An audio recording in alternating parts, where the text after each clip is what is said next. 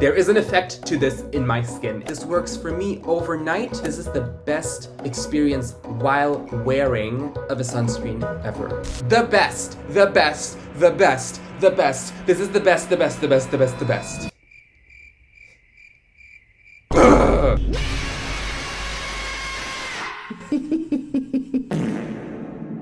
Hello everybody, my name is Chandoble, and today I wanted to have a little sit-down video where I talk about the best skincare products of 2024.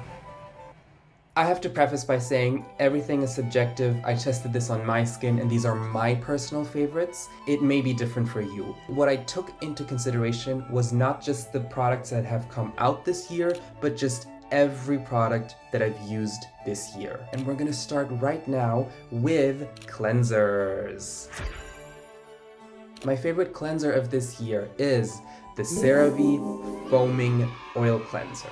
It's not like I will jump to this because I love it so much. It's just of all of the ones that I've used, the best one. This is not an oil cleanser, so you can use this every day. This looks like an oil, but it is a nice everyday gel cleanser, can be used by everyone.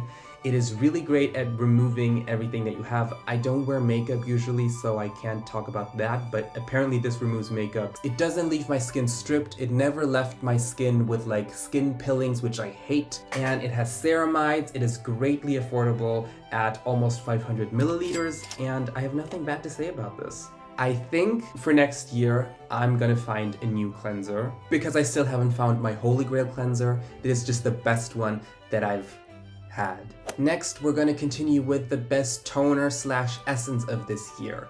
And no, it's not a Hada Labo toner and it's not a Galactomyces essence. It is actually the Beauty of Joseon Ginseng Essence Water. I did not know that I was gonna put this at number one, but this is just a toner where I actually felt the most efficacy.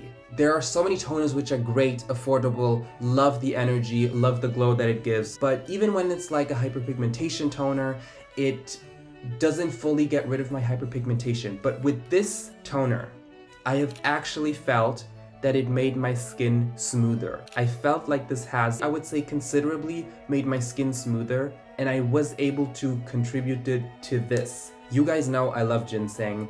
Ginseng is actually a skincare ingredient that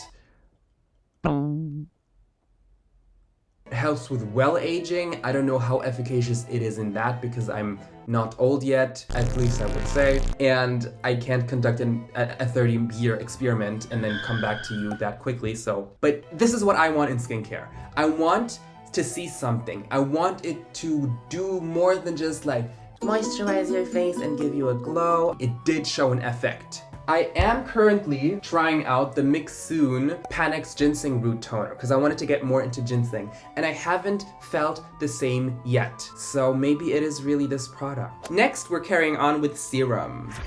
And I think you know what's coming. This is the NUMBUZ number 3 serum. I talked about this a lot, you probably already know this. This is a serum that is marketed as a skin softening serum. And for me, but also for basically everyone that I've seen this on the internet try, this is so effective at skin smoothing that it goes beyond expectations. This is just different. This is reliable and effective on a different level. This works for me overnight. Additionally, I use this when my skin is irritated, when it is red, when it is dehydrated, when I feel like it needs to strengthen my skin barrier. I don't have a single serum that is so reliable and so multitasking where I feel like it feeds me and communicates to my brain that it works as this one. What comes after serums? It's moisturization. So for this I had to think a little bit because moisturizers, what do you want to have in terms of the effectiveness? I feel like when you want to have LHA, niacinamide, vitamin C, oftentimes people have these effective active ingredients in serums and toners. Then what is left with moisturizers? It's kind of just the moisturization. Therefore, it is very individual. People sometimes want high level of moisture or low level of moisture. Sometimes they want either of that with a very thick texture or with a very low texture. So you have like two axes and you have different moisturizers that you can put on this quadrant or this or this or this. Therefore, as I said, it's very subjective. However, I have found my favorite one for this year, and it's this one. It is actually an eye cream. This is the AHC Premier Ampoule in Eye Cream. People have started using this eye cream as their face cream, and that's why they marketed this as an eye cream for face, because they just embrace it, which is great. What do I want for a moisturizer? I want something that gives me a high level of moisture, but that doesn't feel too thick. And I feel like this does that really well, because the texture is kind of light but kind of dewy. It's not too light where it gives me the feeling that I have to doubt it, but the moisturization that I think it gives me is high, because this has a lot of hydrolyzed collagen, which is great at being a humectant. When I apply this under my eyes or on my skin, it leaves like a really unique, completely unique, almost like waxy, buttery is the word, feel. It doesn't feel tacky and it dries lovely, but it gives me the feeling, because skincare is about what does it make you feel, because you don't really know sometimes how things are working because it's so small in your skin. You can only have the feeling of it works or not. And it gives me the feeling, it communicates to my brain that it almost gives me like a shield. Like a shield. Like a shield. And that is what I love. I want it to be like a protective thing that is occlusive in a way and that just stays there and does not allow moisture to get out. I have difficulty describing how this feels on my skin, but it feels unlike anything I've ever tried. And I want you to try this. And the most amazing thing is that this is really affordable. This is like 10, 11-ish dollars, sometimes $9 for 40 milliliters. So this is like your average Korean moisturizer price for an eye cream that you can use as a moisturizer. So this is lovely. Maybe not for oily people. Maybe it will feel a bit too waxy. But the thing about moisturizer is if you want more moisture, you can use the same moisturizer and use more moisturizer. Or if you are oily, you can use less of it. This went above my expectations, and that is what I want in skincare. That's my subjective preference in skincare, and that's why this is number one. Can't wait to repurchase this. And last but not least, what is the best sunscreen?